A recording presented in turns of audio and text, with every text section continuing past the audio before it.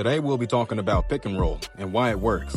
Pick and roll is one of the oldest plays in the book and is still being used to this day. In this play, one player sets a screen for another. Then they stop the screen to go to an emptier area of the court. You may see this being used with characters like Emma and Robbie, but the play isn't exclusive to these characters. So now that we know what a pick and roll is, how does it work and why?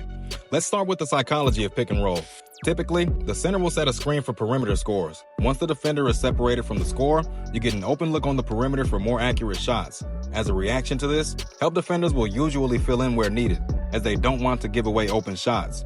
At that point, the scorer will continue moving in the direction of the help defender, forcing the help defender to continue playing up on the perimeter. Once the scorer has successfully forced the swap, the center will roll to the rim. What this does is create a mismatch. A mismatch is when a player has either significantly more agility or significantly more strength. Things like height are also a factor when it comes to mismatches, as characters shorter than you will struggle to block you. After a successful pick and roll, there's a speed mismatch on the perimeter because centers are slower than guards, and there's a power mismatch down low as guards are weaker than centers. This forces the help defender to choose. Do I want to give up 3 on the perimeter, or do I want to give up 2 down low?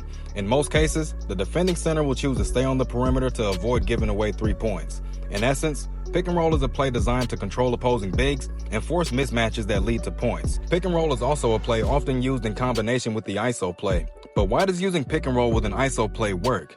Well, let's talk about it. During an ISO play, the goal is to have one person on your team isolated in an area of the court. The reason pick and roll is typically used in conjunction with ISO is because forcing 2 defenders into one area of the court can free up your ISO player for an ISO. The defender helping on the screen cannot risk leaving the screen to help against the ISO player because if they do, they risk giving away 3 points if the ISO player passes the ball. The help defender, even in this case, is faced with a tough decision.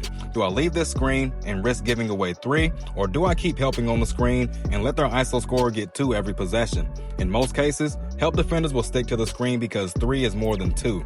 That should wrap up why pick and roll works. Just make sure you keep in mind, basketball plays are designed to force defenders to make tough decisions to a point where they will always have to give up something. Apply that knowledge to your own plays, and you'd be surprised with the endless possibilities you can come up with. That's all for this video. If you want to see more, be sure to like, comment, and subscribe, and I'll catch y'all on the next one, man.